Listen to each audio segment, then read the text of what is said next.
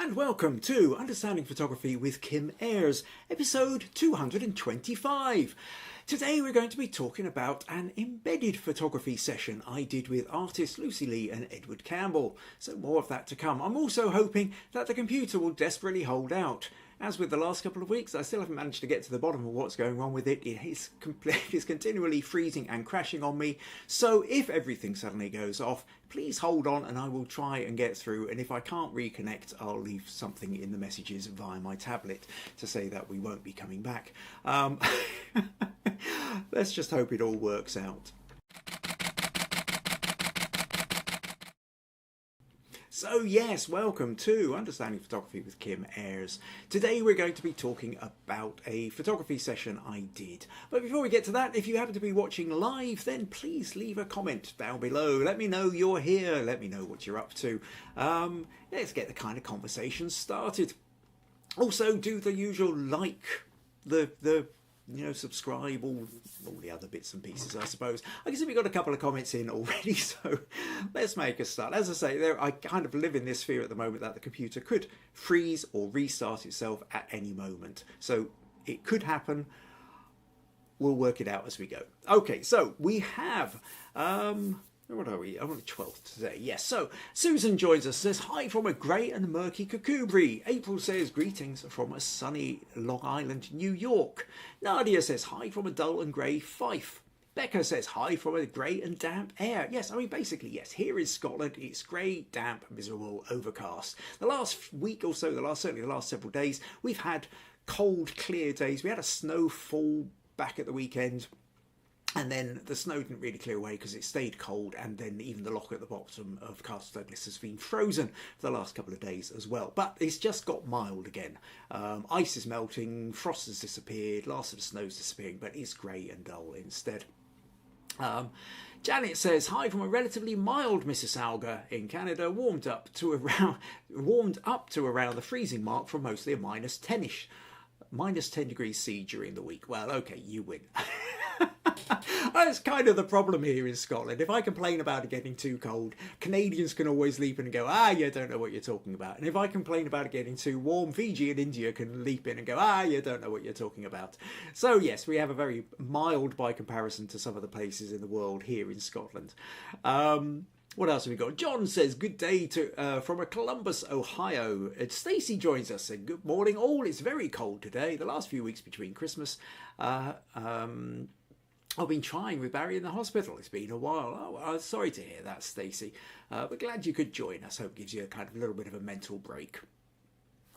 Right. Okay. So, quick update then before we start. Well, actually, not much of an update, but just to sort of say, Smug Points. Smug Points, we're now into a new year with the Smug Points. So, essentially, we're at the point whereby last week we had the best of 2024.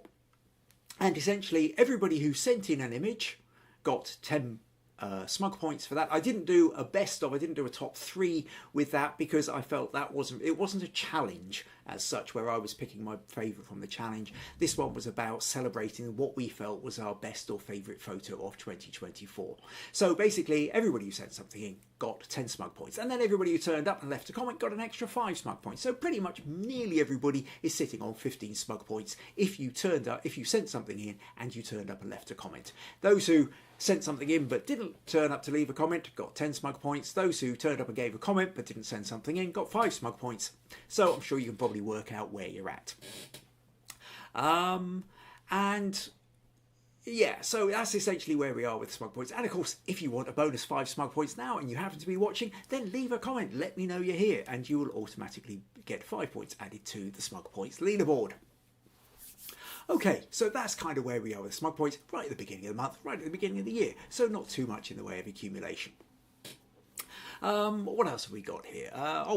Becca says, the problem with cold weather in Scotland is it's the damp cold which gets into your bones, as opposed to the dry cold, which weirdly doesn't feel as bad. That's true. I spent a year in Canada, way back in the early 90s. I was in Nova Scotia. And I remember there was a point where it had been kind of sitting around -20 for several weeks, and then it rose up to -2, and it felt positive, really warm. And I remember there were, because I was on a student exchange at the time, and there were students who were out there literally in t-shirt and shorts, and you felt you could kind of cope with it when the sun was out because it was a dry cold. But yes, I was on the phone then to Maggie at one point, and I said, "Oh, it's really warm here. It's -2," and she's going, "Oh, it's really freezing here. It's -2." And it's, yes, here in Scotland, it is that damp cold, and it is that in your bones cold. It's true, and even more so, I think, it's like as you move to the west of Scotland as well. I spent the rest of my university time was in Dundee on the east coast, and every time I came back to Dumfries and Galloway, it certainly felt that damper, colder. And Becca being over in Ayres, right over onto the, hitting it further west again, it's gonna, yes, you get that damp. What else we got? Oh, Stacey says they're planning on getting married in spring. Oh, well, congratulations. Look forward to that, to hearing about it, and wishing you and Barry all the very best for that, Stacey. Meg joins us and says, "Hello, everyone." And Stacey saying good morning to Meg. Okay, so let's make a start then. So this notion of what I want to talk a little bit about, well, what I'm talking about, what I'm going to do is I'm going to show you images that I took when I went to photograph artists Edward Campbell and Lucy Lee. Now, they have a place called the Old Mill in Palnackie. Palnackie is a small little village just down the road from here in southwest Scotland. Now, Ed and Lucy are artists in their own right, but what they also do, one of their key kind of unique things, is that they make their own art materials. So they make the pigments from rock, from trees, from leaves, from natural sources. They find the pigments and then they grind them down, or they boil them up, and they mix them with other bits and pieces, and they've got a whole range of different ways of making up all these colour pigments, which they then use into art materials. On top of that, what they also do is they run courses, training up other artists or people interested in their processes on how to do this. And they've done, over the years, they've done a whole range of courses. Specialise little one-off days through to several days combined, from things like how to work a particular colour if you're really interested in using madder roots to create reds, or maybe it's more about the idea of they also do courses on creating pigments natural to your area. So different areas, of course, have different rocks or different plants which create unique colour palettes. And they will do that as well. Or they will go for a particular time period. What were they doing in medieval? You know, I've been finding out these fascinating things about how the ink that was used was basically acorn. What do you call them?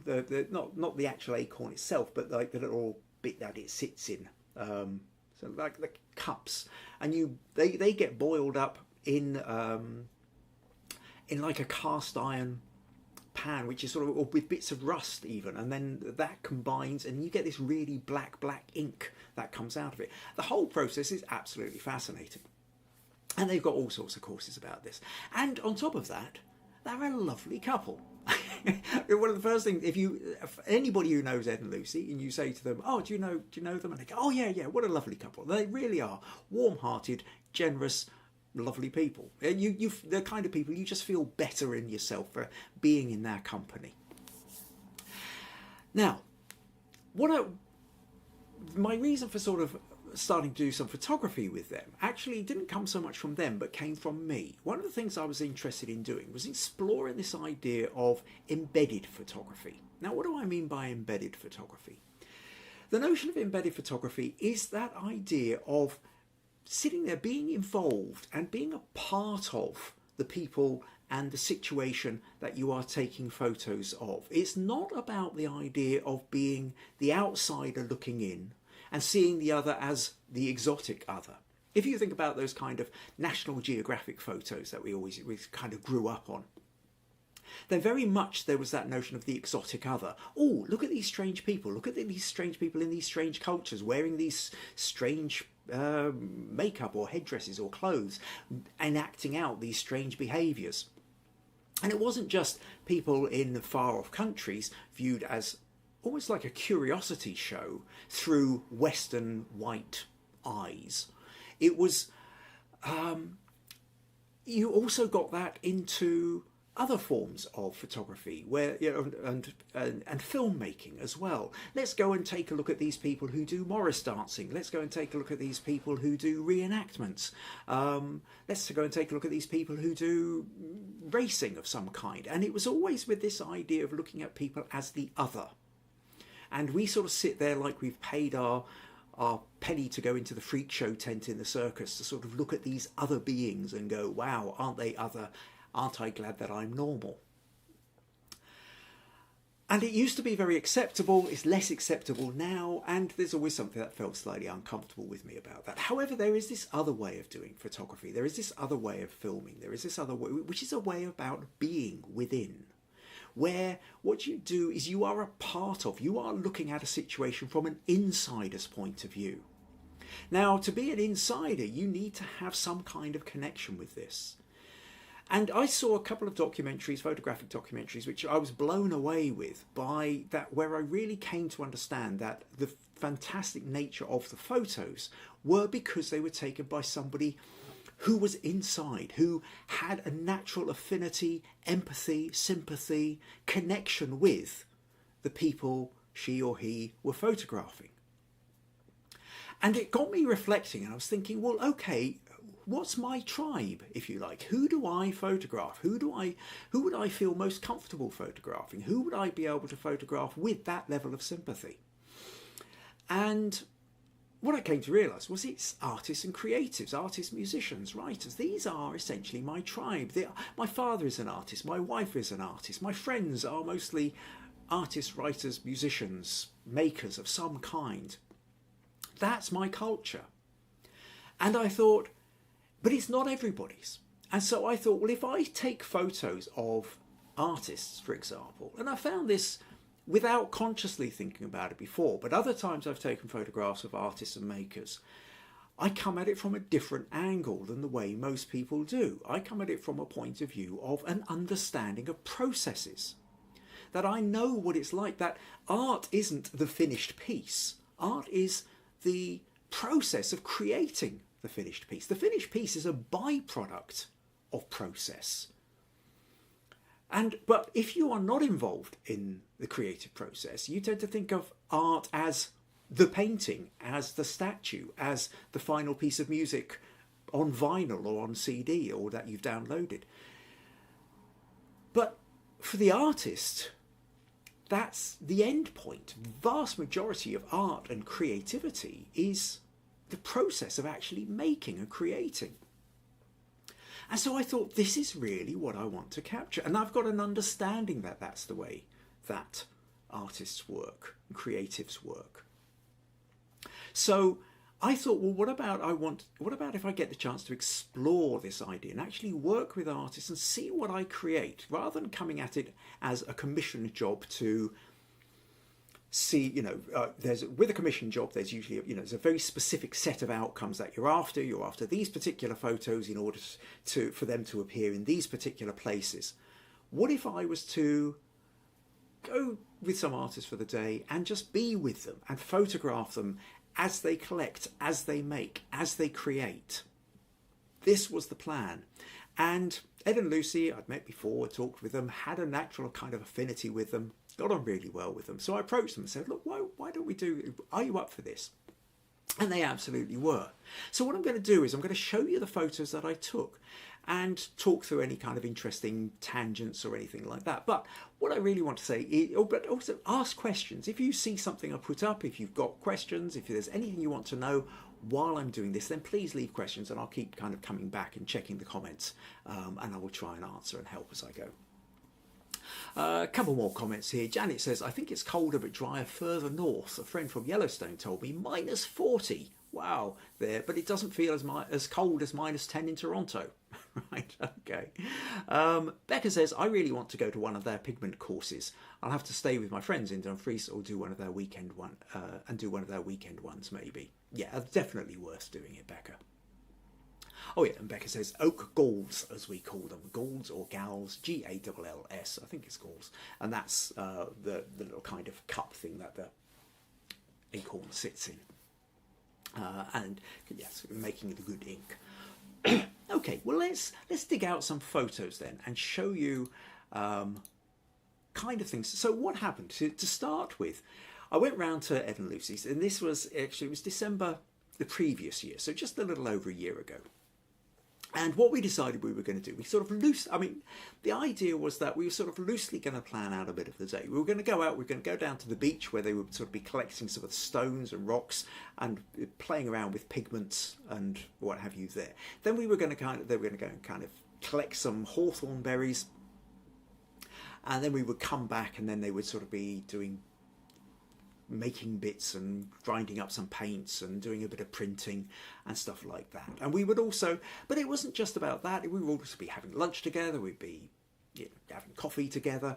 And really what I was going to do was I was going to follow them, and I was going to photograph them as they did the bits and pieces. And some of it is pure documentary, some of it is pure, they weren't really aware of me, I'm just photographing them. And there's other bits where maybe they would do something interesting, but I just missed it, and I could turn around and say, oh, hang on a sec, that looked interesting. Do you mind just doing that again so I can try and get a shot and work it out? But mostly, they would get on with it, and then I would move around with the camera. And I'm looking for line, light, form, interesting bits and pieces, as well as trying to capture a mood and a sense of what's going on. So with that then, let me just throw up a photo and we'll make a start. I'll show you what I mean, what I'm talking about. So this one here, we've decided, this is before we've actually left this is their studio place, and here Lucy is just, we know we're going to be going down to the beach, we want to take bits and pieces. She's leaning up to pull down one of the baskets that she's got. Then we move it, another shot here, basket is down, she's just adjusting something, and part of me, I'm using in any particular place, I'm trying to use all the techniques that we talk about in terms of composition, whether it's use of diagonals, whether it's symmetry, whether it's asymmetry, whether it's rule of thirds, whether it's leading lines, all this kind of stuff. And for this here, we can see Lucy sitting there, for example, nice kind of rule of thirds thing, but I'm also not flat onto her, I'm kind of looking into the room. So there's the diagonals coming down the shape. So now the other thing I would say I did with this is that I did shoot everything in natural light. I've just got the camera handheld using what light there is. Now, very fortunately, it was a sunny day that day. So that meant there was quite a lot of natural light. ISO didn't have to get massively stupid high figures. Then we've got them kind of getting ready. This is much more of a flat-on shot, and what I like about this is we're kind of looking at the notion of depth. We've got table in the foreground, we've got Lucy wandering across, we've got Ed in the background in the next room, so there's sort of layers. Then we kind of move on to here, same kind, moved over a little bit, we're now playing around with diagonals, coats are getting put on, little bits are being gathered up. Ed's now got his coat on, Lucy's grabbing the last couple of things. Now we're kind of at the point where woolly hats are put on, ready to go out. And there's a fun thing about just having that sense of going click, click, click, looking, moving around, me shuffling a couple of inches left or right to try and get them both into the picture. But it really kind of gives you a sense of, I mean, the great thing about, because I already have a relationship with Lucy and Ed, they respect me as a photographer, I respect them as artists, we're exploring this together, they're relaxed with me. There isn't the usual kind of awkwardness, stiltedness, oh, somebody's there with a camera. They trust me as well. I mean, obviously, I took more photos than I edited up. I get photos where somebody's blinking or pulling a funny face or something like that. I'm not going to use them. My job is not here to look for weird photos and humiliating photos. I'm here to try and get a good sense of what's going on and sympathetic, empathetic.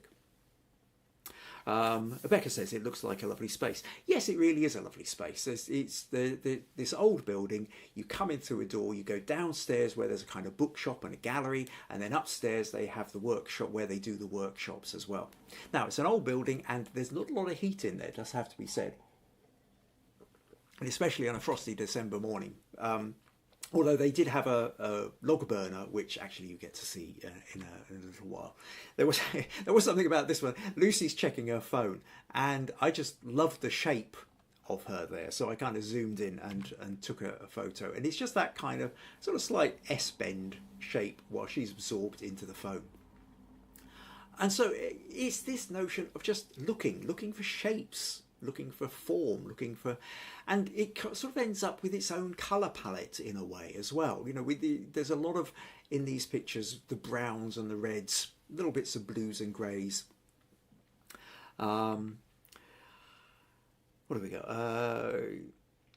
Oh, Stacey says, reminds me of Barry's sister's family house interior, except for the flasks and shelves. And April says, yes, looks cold, all bundled up. Yeah, so this is us getting ready to head out. So then we went down to the beach, Balcree Bay direction, if anybody's interested locally. And so this bit of beach is it's basically made up of shells, sand, rocks, but a lot of seashells. And what I noticed immediately, because the sun was out, and almost immediately I realised, get the sun behind them. What I'm needing to do, use the sun as a backlight. And as I've said before on many occasions, backlight is the photographer's secret weapon. And when you're outdoor, and if you've got sunlight, if there's a way you can do it at all, generally speaking, get the light behind or to the side. But certainly backlight it creates this kind of wonderful halo. It's sort of almost edging around the back. In this case, we've also got, it's because there's very slight little crystalline bits in the air. It's still frosty. It's still cold. We're getting like little bits of sunbeams cutting through the trees there as well. And then what we've got here now, Ed's got a whole bunch of stones. Different kinds of stones he's picking up off the beach. And then this here is like, I think, a hard bit of granite rock. And when you've got stones, when you've got softer stones, when you rub a softer stone against a harder stone, the softer stone crumbles. If you rub a hard stone against a soft stone, you leave marks in the soft stone. And most of the pigment stones used, it might be things like sandstone or compressed muds and clays and things like that. And so they were up against something like, I think this might have been a granite rock. So, they rub. So Ed grabs a piece of soft stone and he rubs it onto the rock, and you end up with a little colour scheme here. And then he adds a bit of water. And then from the water, you can literally kind of create a paintbrush and start using the pigment straight onto a piece of paper. And this is what Lucy's starting to do. What Lucy's also doing is she's got paints that she made up earlier and that she actually has put into little cockle shells. And you can see one in her hand here. And then I really love this photo. It's one of these... she's just kind of dipping it. Ed's holding the water while he's playing around. She's leaning across, putting the paintbrush in. This one, again, there's looking for shape. We've got this fantastic backlight. And also, but while I have had to, in the editing process, bring a little bit more detail at the shadow because they were a little bit silhouetted, actually, because the cockle shells were all quite white, there's quite a lot of reflected light as well. So they weren't actually as in silhouette as much as you would naturally think. Maybe a little bit more than you got in here. Editing work has been done. But it wasn't too bad. This is possibly one of my favourites of the whole lot. It's just this sort of sense of where you really do feel... they're in their own little world. Ed he's contemplating the marks and the different colours that he's creating out, it's just straight onto the rock. You have this piece of stone, you rub it on the rock, put a bit of water with it, rub it again, and you can create these paints directly there. These are the very first elemental pigments before you worry about anything else, before you go on to anything more sophisticated. This is your starting point. A piece of rock rubbed onto a harder piece of rock, a little bit of water added. And you can see Lucy here is just making little marks into a pad to sort of see how the colour's going to turn out. And what I love is while Ed's just sort of there, Lucy's leaning across, putting the paintbrush in. And the light is beautiful. And I knew while I was taking this that it felt special. It felt like I was really onto something. And then, I've probably mentioned something. Lucy looks up, Ed's laughing. Again, and a totally different feel.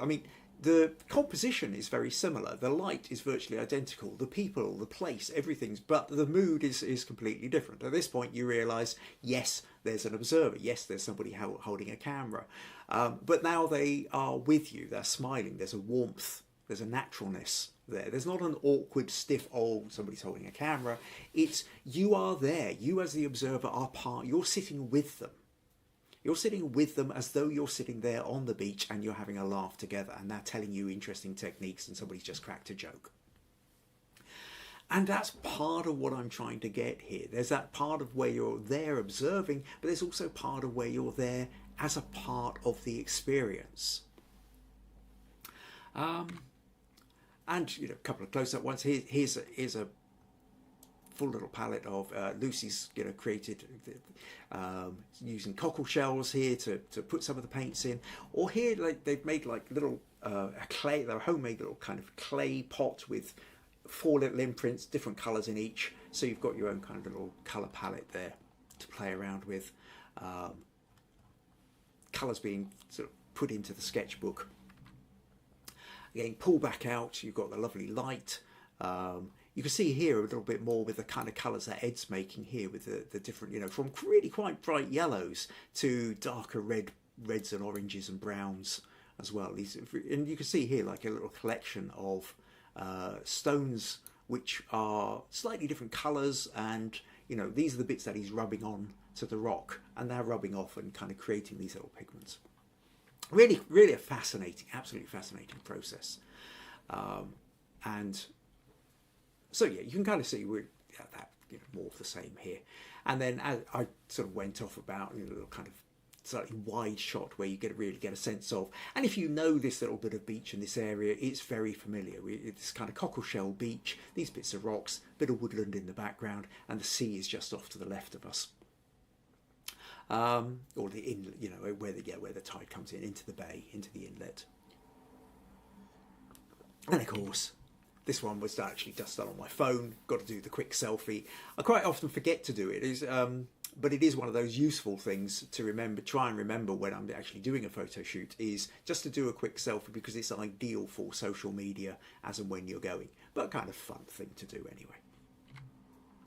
Now, right, actually, I'll just flip back for a moment and see if there are more comments here. Where do we get to?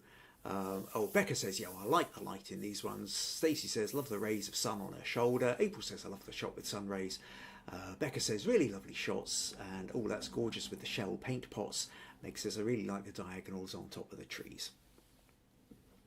Now, I'm going to have, I was hoping that all these chat messages would crop up in the on my tablet here, but it's not, which is a bit of a pain.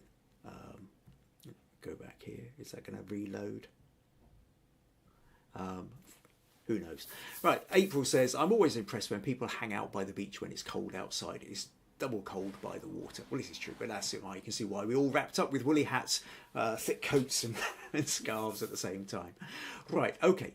What we did then, from the beach, we then moved out to, there's a little further along Balcony, there's turn off a little path. And what they're wanting to do is get some hawthorn berries and twigs.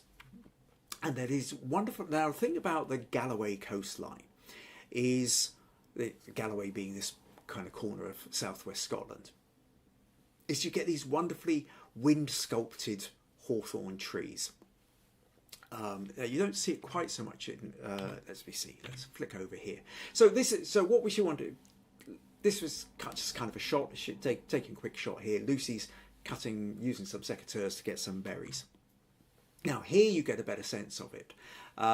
If you start to look at these trees, you'll start to notice that they kind of all curve over to the left, and that's the way, because that's the way the prevailing winds are coming. The sea is just over the back of the hill over there. The wind comes this way, and over the decades it takes for these small gnarled hawthorn trees to grow, with the wind constantly coming from the same direction, they start stretching across. And it's really quite fascinating how they get shaped. And then that starts getting built into the way I kind of photograph. I'm doing some close-up ones here. I'm looking for lines as the arm comes out Obviously try and get in some close-up shots. Hand shots we talked before about are always kind of interesting. And here, from this group, this is probably one of my favourite sets of photos. What I like about this is it's almost split directly down the middle. You could cover up half of this. You could draw a line down the middle. And over on the right, we've got Lucy looking off to the right. The sun, the frost, there's been a hard frost, but the sun is starting to melt the frost. So, but to the right here, where the path is, and the path is hidden by the shade of the hedge, the sun hasn't hit, so you've still got the white of the frost. Over on the left, the sun's hit and it's starting to melt. So you've got this sort of green, whitish split down here. Then you've got Lucy looking off to the right, we've got Ed looking off to the left. We've got the diagonal of the hedge coming down on the right, we've got the diagonal of the hawthorns coming down on the left. And again, what I like about this as well, we've got Ed here as he's sort of leaning into, he's leaning across as the tree is leaning across as well. And I remember just getting so excited when I was there with the camera that I was just feeling like there was a freedom. I was allowed to just move around and take the photos. Some of the photos I wanted to get in, like the hand shots with the secateurs, but some of the shots they're getting on with doing what they're doing. Lucy's looking, Ed's collecting, and I'm just sort of moving around with my camera going, where are the interesting lines? Where are the interesting shapes? Where are the interesting balances? And then things are happening. And again, we've got that kind of sort of side backlight. So we're catching, a little edge light, which on the edge of Lucy here and on the side of Ed. So there's this notion of that freedom of just being able to take the photos that I'm finding interesting. We felt quite different to a lot of the photography I do, which, certainly the stage scenes is a totally different kind of thing. But sometimes I'm asked to sort of do documentary style photo, but I'm doing documentary with a particular kind of purpose. This felt like I had a more freedom to explore without them worrying about it. They just trusted me completely to get on with doing the photography. What are a couple of comments here? Susan says, I must try rubbing stones. Looks fascinating. Yeah, it really is. Becca says, this image is so cool with the split down the middle like that. Almost looks like photo manipulation. It's practically like the two have been put together. Stacey says, I love this shot with the background. And Becca also says, I love seeing those old wind-twisted hedgerows. So that's kind of giving you a sense. Yeah, here's another one from that. And then we returned to you can actually see from this angle just how asymmetrical these trees are, that actually on the right side of, as the trunk comes up, there's very little actually on the right side, and yet it stretches right out to the left of the picture. They really are. And actually, even if you look at the trees in the background, much taller trees, you can also see that same kind of, as they curve over. All the trees along the Galloway coast have all got this kind of, they all sort of lean off to one side as they're sculpted by the winds over decades and decades of growth. We then returned to the place, had lunch, homemade soup, focaccia and various bits and pieces from Earth's Bakery. And it was again, it's just this sort of lovely kind of, it's more friends being together. It's not, there's not the separation in that same way as there can be between clients and, where I'm employed to do a particular. Now, that's not to say I don't get friends with. A lot of my clients end up as good friends too. I'm part of my photography and my photography style and way of being is to try and break down the barriers between client and service provider, photographer, me. Because if I'm going to get a good photo of somebody, they need to relax with me. If they're uptight and tense with me, generally speaking, I'm not going to get a good photo because that tension will show in the face. So in order to get them looking more natural, looking better, not looking tense, they need to feel relaxed and trust me, really. And so I do a lot of that with most people anyway, but always with there's So that's part of what I do anyway, but there's an extra level when you can really work with somebody, and the checkbook isn't a part of it. It's really just about exploring and being. And at some point, I think I will probably do some kind of podcast where I will maybe try and encourage you to go out and do embedded photography and talk about the idea of what's your world, what's your tribe, where do you fit in, and is that, you know, whether that's you like going bowling, or you do fishing, or you're a Morris dancer or whatever, and could you actually take on a project of your own? But I'll go in more in depth in that in another podcast, I think, but it's something worth exploring. Stacey says, looks like pumpkin soup. A year and a half ago. You know, it might have been. I can't be absolutely sure. What do we say? Oh, Susan says, Kim, do you look through your viewfinder for these shots or through the back screen? Well, for me, I'm looking through the viewfinder. I've got the camera up to my eye because when I'm taking the shot, because then I can see completely what it is I'm looking for. Yes, so but to check, you know, then I kind of I pull the camera away from me, look in the back of the screen just to sort of see whether everything's balanced and where I thought it was. But yes, I do tend to shoot using the viewfinder for these things. April says, must be beautiful in the summer. It really is, unless it's just pouring down with rain and it's grim and miserable. Oh, Robert's joined us, says, howdy all from Texas, snowing. Well, okay, and late. Oh, April says, oh, it might be up. Following Stacey's pumpkin soup, April says it could be squash. You know, it could have been that too. All I remember is it was very tasty homemade soup. And at this precise moment, unfortunately, I can't remember what kind of soup it was. But it was very tasty. Right, okay. So let's go back here. So we've come back. This then is the log burner that's sitting in the... I can't remember, it's quite an old one. I don't think it's overly, I think they said it wasn't overly efficient, but it was a beautiful looking one as well. And the great, one of these things, it juts out into the room. So actually, when it heats up, it's throwing out heat on all sides. We've got a log burner downstairs in the living room, but for some reason, whoever put it in, or the way that it was built, was this kind of like, it sort of goes back into the fireplace and edges out. And in the end, the only bit of heat you get is out the front of it. It looks very nice and you get some heat out, and we have one of those little kind of air fan things which spins some of the heat out. But when you've got it, that comes right out into the room and the heat comes out on all sides. Obviously, it's much more efficient. But given that, I think this is the only bit of heating in the whole building. The building can get cold really quickly, and this kind of gets going. Meg says, soup is perfect for a cold day, which absolutely is. Oh, Becca says, that log burner looks fabulous. And Stacey says her dad made pumpkin soup, sweet and salty. Yeah, so then there's a point whereby what I'm also doing is I'm kind of looking for interesting little shots like here where you go for that, you know, focus on the foreground and allow, you know, Lucy's outer focus in the background, and in the foreground we've got bits of table here, pencils, little paint palette thing, bottles disappearing off. So you kind of immediately whack the aperture as wide as you can, 2.8 in this case. I've got my 24 to 70 millimeter lens on f2.8 for anybody who's interested in that. And in shots like this, I just go as wide an aperture as I can, stand back further and zoom in as far as I can, so like a 70mm shot, and then that's giving you maximum amount of bokeh and blur, minimum depth of field. Stacey says log burners save on a gas bill. One of my neighbours put one in. Apparently they do keep the place warm. Well, they absolutely can if you've got good ones.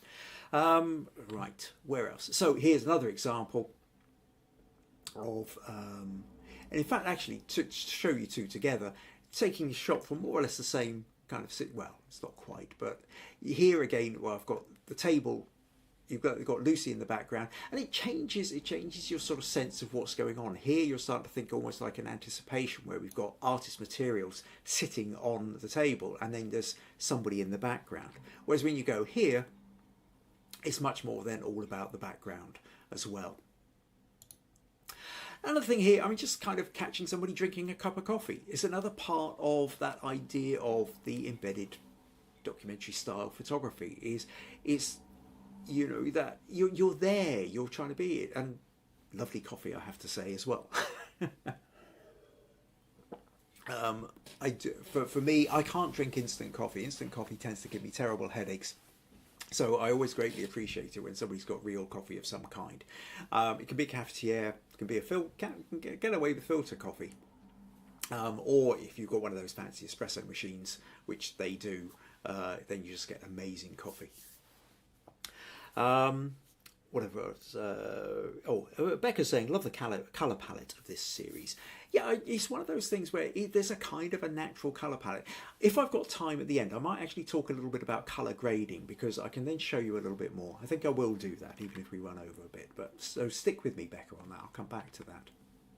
Now, different colour palette from upstairs, where we've talking mostly about the kind of the reds, the reds and oranges of the woods, and even the outfits that they're wearing. Downstairs, this is the gallery bit. So you can see the stairs in the background here. So it's that upstairs, that's where we've been. You come down the stairs, and this is their bookshop gallery place. And they needed, these photos here were taken because actually it was useful for them if they had a couple of photos of the shop, just so that they could sort of put for as and when they needed them. It was part of this was I was taking photos of, you know, I'd approached them with this idea because I wanted to see what it would be like if I could sort of just go in without worrying about payment, without worrying about, you know, just could I create interesting photos of artists being with them. But part of that also is, well, look, while I'm here, are there any shots you need? Quite happy to do them.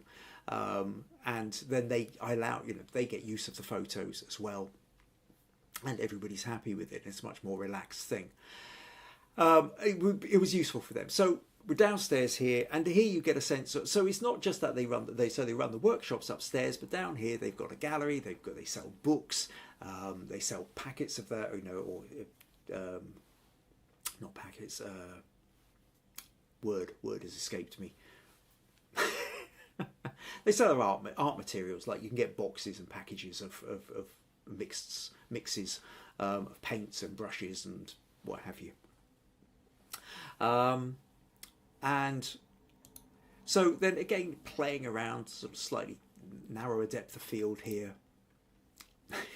Little exchange. I think it was trying to be serious. Obviously, one of them said, I think probably Ed said something. Lucy's starting to kind of crack up a little bit.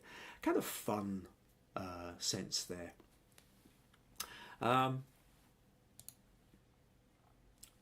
So, where was that? Okay.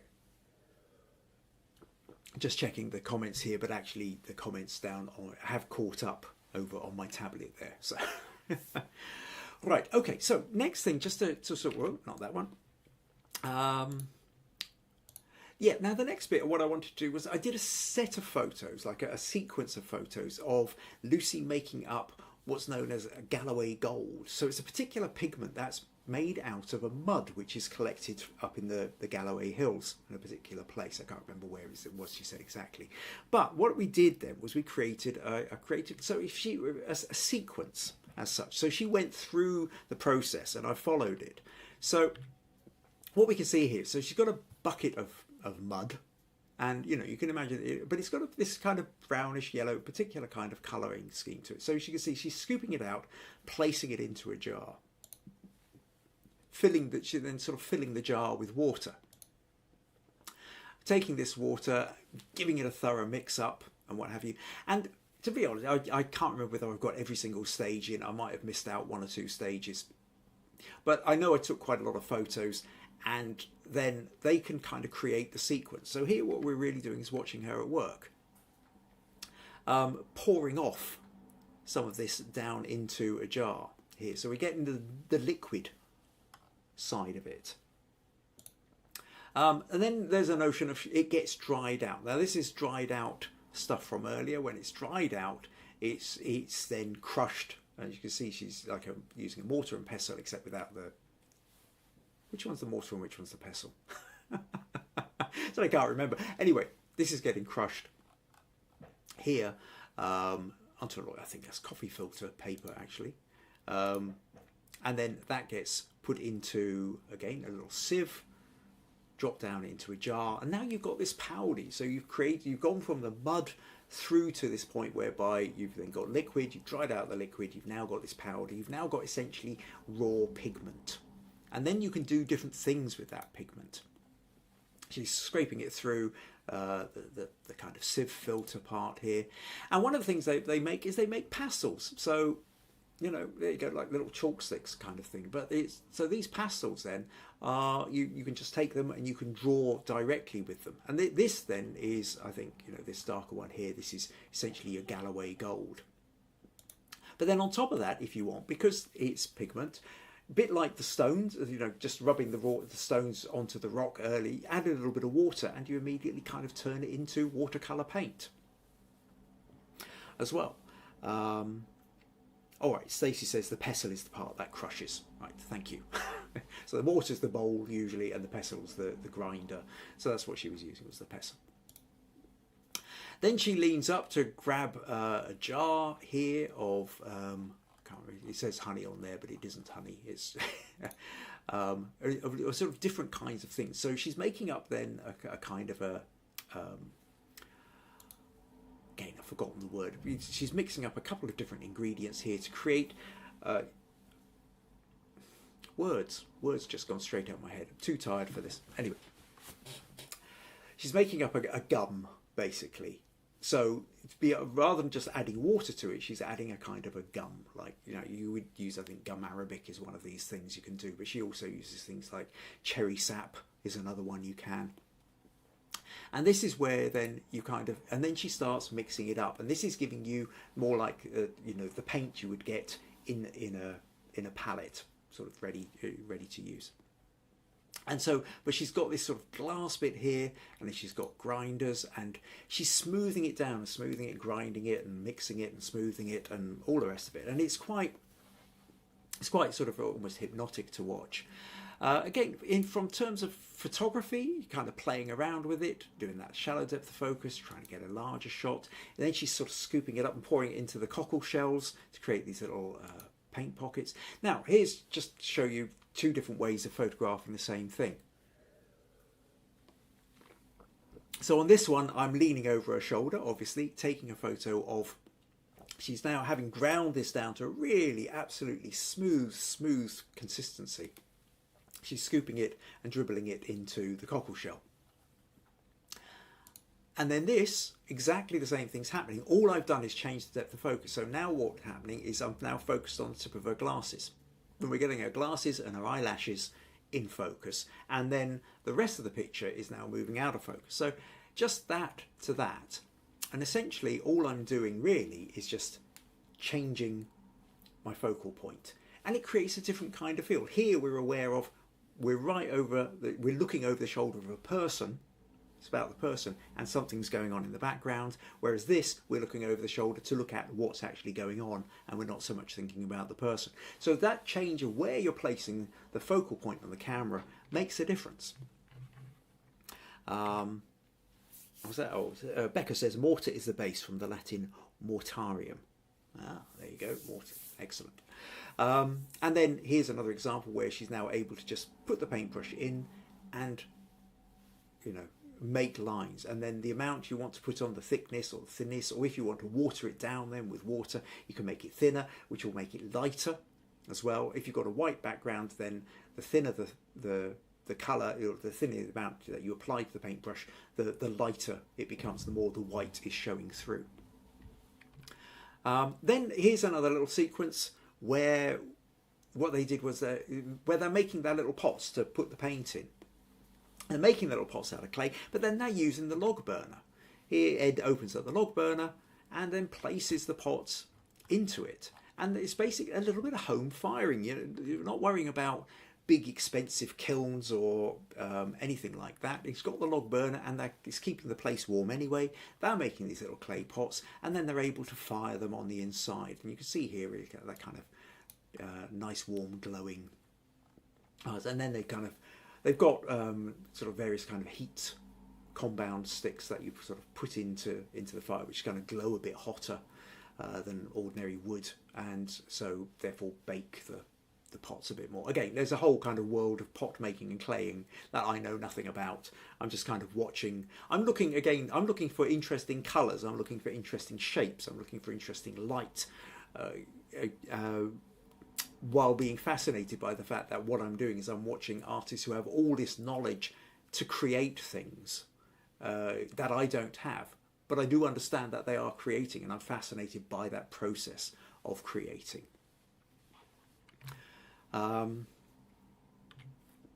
Let's just double check that. Oh no, that's, yeah, the only extra comments here about the pestle and mortar. Right, okay. Let's flip back then. So then then we're on to a bit whereby what I wanted to do was, I think we're on to, yeah, another section without kind of wide shot of we're now getting into the afternoon, light's starting to disappear a bit, still bits of sunlight outside, but the lamp has come on. Again, that notion of where you place the focus. There's two shots here, where I'm looking down the table, we've got these little jars in the foreground, these little glass bottles, Ed's doing something in the background. Shift the process, shift the focus point. Now these little glass jars are now out of focus, and the focus is on Ed, playing around, getting together these things for which he's made these black inks. Part of that actually looks like pine cones as well, which have been possibly burned or had some kind of thing done to them. Another bit, Lucy's gathering up bits of bamboo because she cuts them up and makes pencil kind of ink, not pencils, quills essentially. Although it's bamboo pens really. Out of here you can see she's busy carving away with a bunch of bamboo. So she's got to work away, she's going to build up a little collection of those. Ed's now going to do a little bit of printing. So he's taken some of their own inks and he's painting it onto, putting a coating onto a piece of card here, sort of rubber, and then he placing leaves onto this as well. Let me go back. Yeah, that's trying to get this right here. So he paints the leaves with this ink, or presses the leaves into the ink. Piece of paper goes over the top. He's then putting it through the press here. Here you can see actually in the back here some of the little packs they were making up for Christmas, whereby you could pick up a pack which had a couple of little bottles of paint in it and maybe one of these pens, maybe a little cockle shell with some paint in. So you've got these lovely kind of, perfect little packs for Christmas. And then here's Ed putting it through it's kind of little press. Playing down, getting down low, looking to see what kind of shapes I can get out of it. And then he pulls it off and you've got these imprints. So we've got the ink on the leaves pressed into the ink, the leaves then put onto a piece of paper, which is then put through the press, and you end up with some really quite amazing patterns here, where all the little details, all those veins of the leaves are really coming out. Again, just such an amazing process. This one here was I just something I decided to have a go at, where what I did was I put the camera on, I think it was a sort of 2-second timer maybe.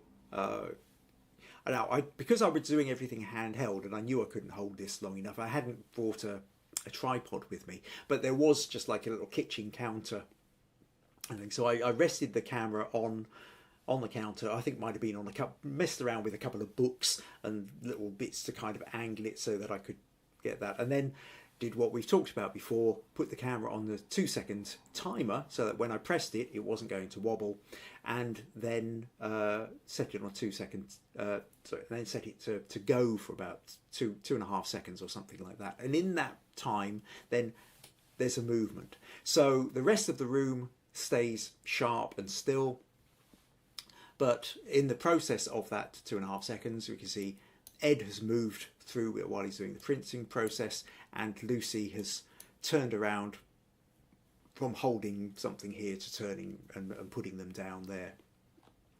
And I really like these kind of shots really give you that sense of something happening. Now, as a photo in its own right, you maybe wouldn't print this up and stick it on the wall, but as part of a sequence, I really quite like it. Oh, April says cute gift idea. Yes. Yeah, it's a great, wonderful. Yes, you can see actually here.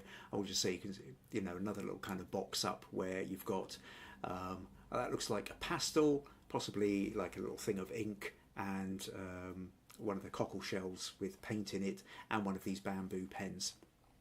Yeah, fantastic gift ideas. Different colours as well. Here we've got the kind of reddy brown. Up here we've got green. Over here we've got more sort of yellows. So yeah, lots to choose from. And then, of course, you can't resist just sort of playing around with the little detail shots. Again, probably setting it at 2.8 or 3.2 aperture, zooming in as far as I can. This is, yes, the oak gall ink, an iron ink. So yes, it's about them being boiled in iron. In fact, I think I might have a photo of that in a minute. Cherry sap from southwest England. Yes, so they've got this wonderful old kettle, this iron kettle, which, because it's iron, sometimes they use that for boiling, putting like the acorn galls and what have you in it, and then that iron reacts with all the chemical processes and helps to create the black inks. But from a photography point of view, we start thinking of things like guru shots and photo crowd and what have you, where you're looking at pure shape. At this point, we're not worrying about documentary. What I'm trying to do is grab a few photos which just look interesting, where you're playing around with symmetry, where you're playing around with geometric shapes. Oh, Nick's joined us from Bath. Hi, Nick. Glad you could join us. Says, nice idea. I like long exposures. Here's another kind of iron pan sitting on top of the log burner. And again, looking in here, you can see these, for anybody who has not been following what I've been trying to say, these are the oak galls and bits of oak twigs and leaves and what have you. And these are things that are then getting boiled up in the iron pan. And it's really important that it's a cast iron pan, because it's that chemical reaction which allows you to create the black ink. But again, this is me. As I was taking this photo, I'm taking multiple photos, slightly different angles. And in the end, what I liked was to have the kind of large round thing and then the handle going up at a diagonal towards the corner. Other shots of bits going on there, marigold and indigo, forest green. So, I mean, a place like this is just full of little bits and bobs, and you can sort of get in with your camera and spend hours just photographing hundreds of little details. Tan hill gold, yellow from somewhere, shot straight down onto a little palette here, partially used. Here's more examples of the little clay pots that they make, where they make individual clay pots, just put ink, paint in, or here where they've made like a whole kind of tray with different colours in it as well. And then I did a couple of portraits of them as well, slightly different portraits. This one, Ed here, where the sun was now setting, and they've got a conservatory at the back, a little bit of glass, which was all partly frosted up and iced. And here we had the sun coming from behind him, and I had a reflector bouncing a little bit of light back onto his face. But then we swapped it round, we moved him 90 degrees to the side, and now that sunlight is coming through the frosted window and hitting him from the side as well. So completely different kind of feel. This is Ed looking serious. This is Ed with his smile. Beautiful, warm smile. And then other portraits. This one of Lucy, obviously back down at the beach. This one at that original window again, like that first one with Ed, with the sun coming through from behind. This one with glasses, without glasses, light reflecting back on. A shot then of the two of them with the light coming in from the side. So you can obviously, I'm there, we want to get some nice shots of them, and here they are down in the bookshop at that kind of counter bit where you can go and buy your books or your packs of paints and what have you. And I think just over on the right here, that's where the coffee machine is, where they make fantastic coffee. And then finally, last thing I wanted to show you just was a shot of Ed's got this lovely old suitcase here. I'm sure Becca will probably appreciate that.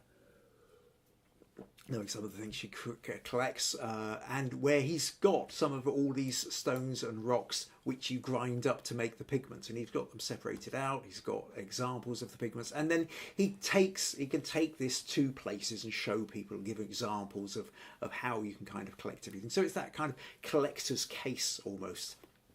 And then as a photographer, you want to play around with that. So here's a shot where I'm just shooting straight down on the top of it. Here's one where you zoom in and you get that fill the frame. Remember when we were talking last year and we did that challenge for fill the frame? Prime example of this kind of thing. Remove the outside. You don't know.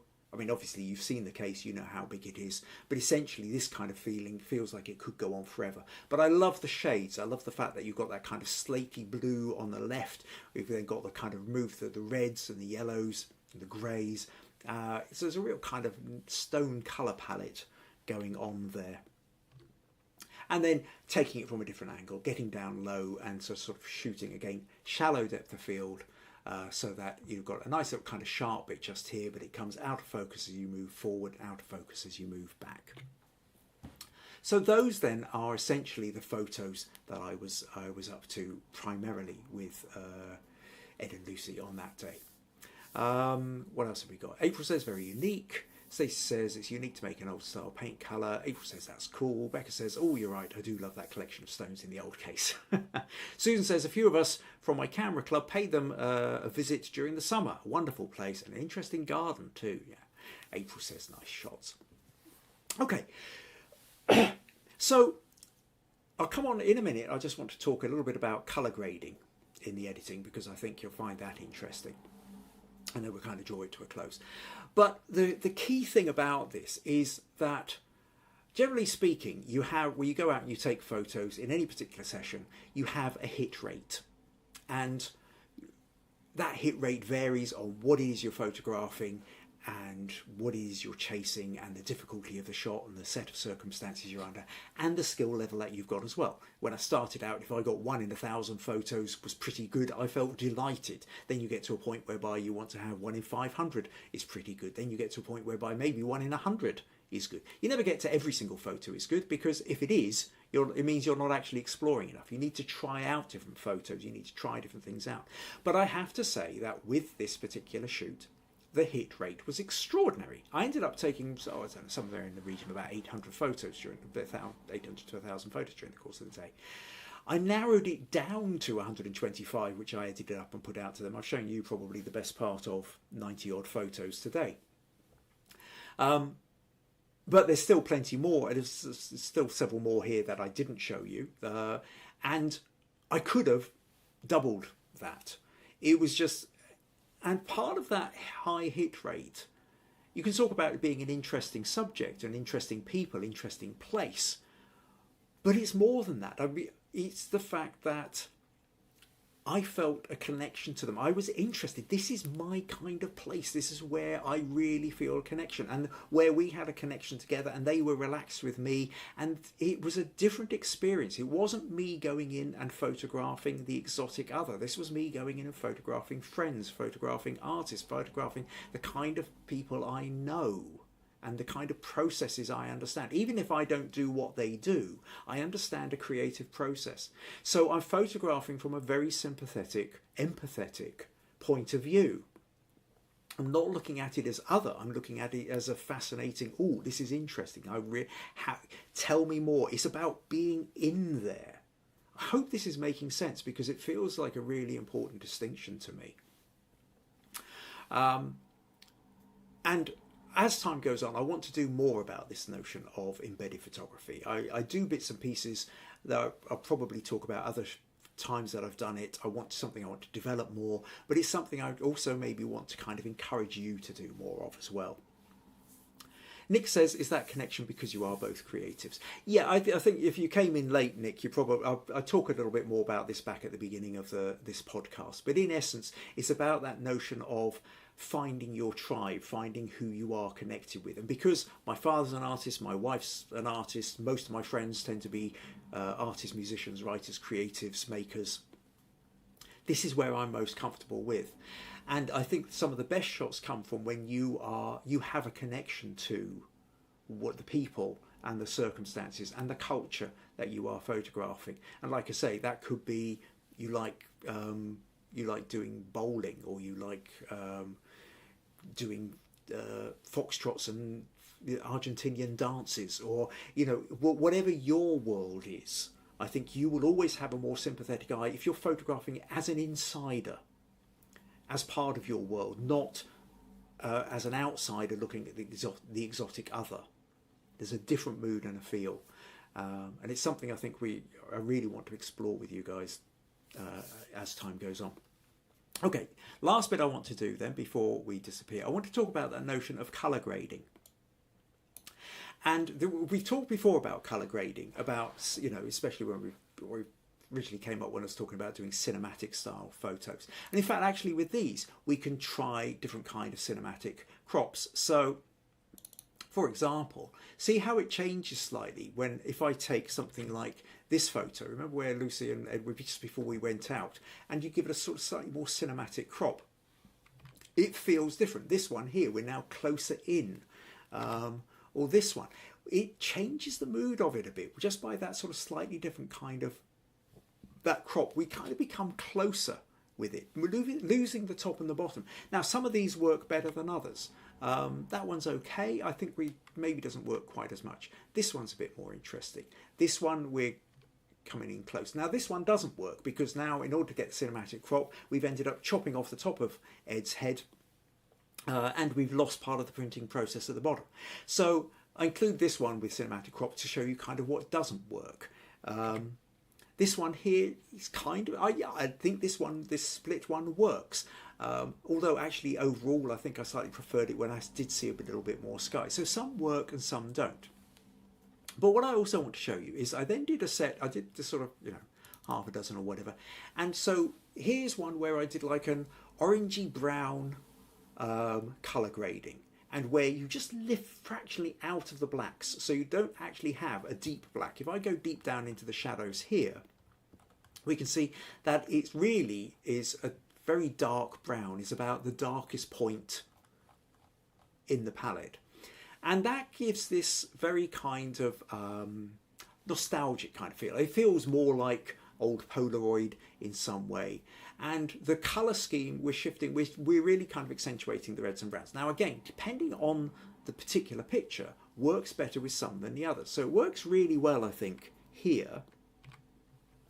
And likewise, here where we've already got, we're on these indoor shots.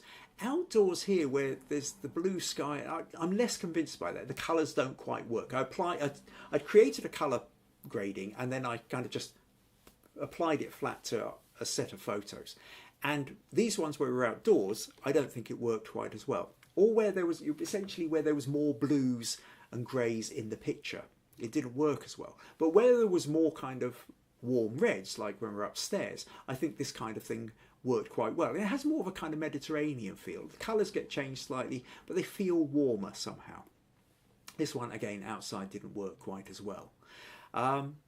Now, this colour grading, I went for a different one. I went for the kind of grey, bluey grey, slate kind of one. And this has got more of that Nordic feel to it. Whereas if you like the other one, the reddish one has that more Mediterranean feel. This has got that more kind of Swedish, Norwegian, kind of Nordic, North European feel to it, where the colours are slightly desaturated and there's a sort of subtle kind of grey shift to them as well.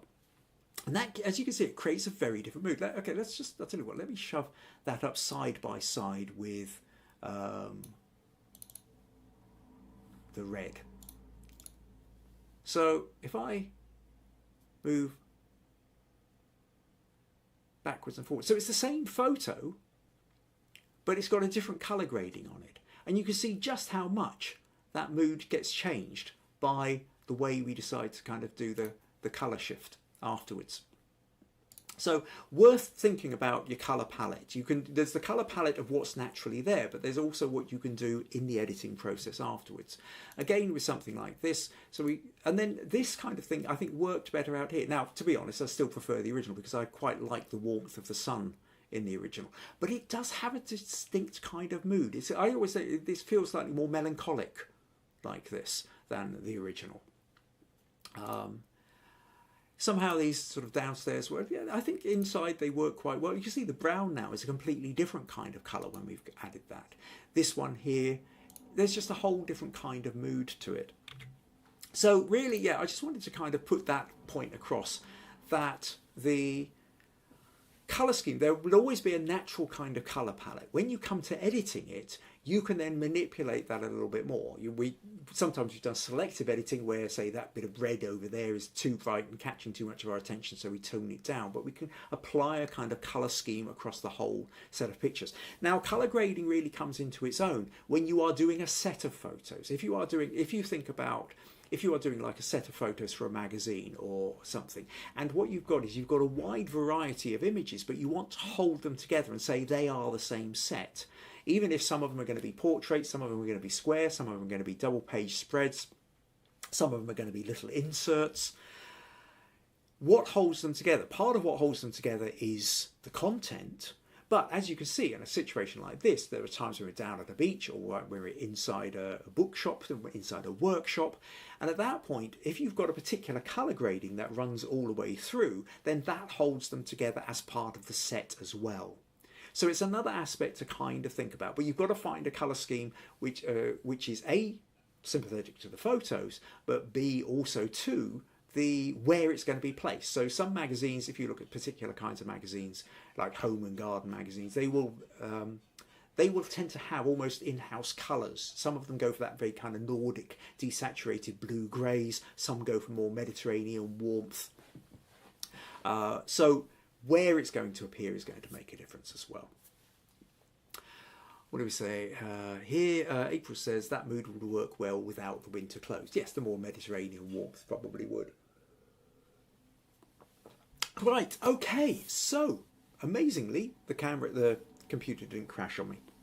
I am hoping, desperately hoping, that I will be able to get this computer fixed this week. Because everything is kind of up in the air, it also means I don't necessarily know. I'm hoping there will be a podcast next week. What it will be on, I'm not sure, because the computer's playing up too much for me to be able to say for definite that I could, I don't want to do, for example, a feedback critique section, because one of the things I have found with the computer at the moment is the more programs I have open at the same time, the more likely it is to freeze or crash on me. So I don't want to be having Photoshop open as well as my OBS software for doing the podcast, as well as the photos and my folders and all the other things open like I usually do, because then I think I will definitely crash before I've got through to the end of. So everything's a little bit up in the air. Bear with me. Take a look at the Facebook page.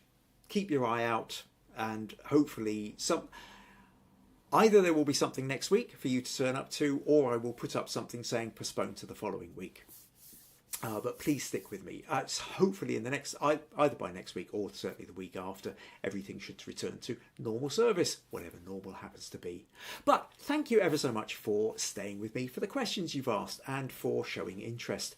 Thank you also to Ed and Lucy, who were absolutely wonderful, and really, it's given me doing that photo shoot was a real experience for me, and has sort of placed all sorts of ideas in my head of where I want to go with my photography, of things that I want to explore.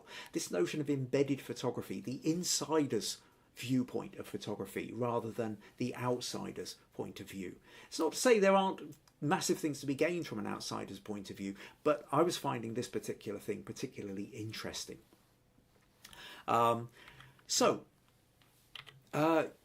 Yes, and it's something I want to explore more. At some point in the next day or two, I'm going to be putting up a blog post of of the shoot that I did with Ed and Lucy, where I will be including some of the photos I've shown today. So if you'd like to read that, go back, take a look at some of the photos, then it will be there. Meanwhile, don't forget to hit the like, and if you've enjoyed this video, hit the like.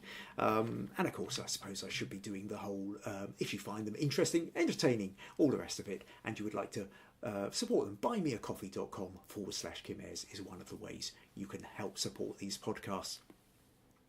But at the very least, do click like and tell your friends. If there's anybody else you know who you think might be interested in these podcasts, or just even this podcast in itself, share it with them, invite them along, all that usual kind of stuff.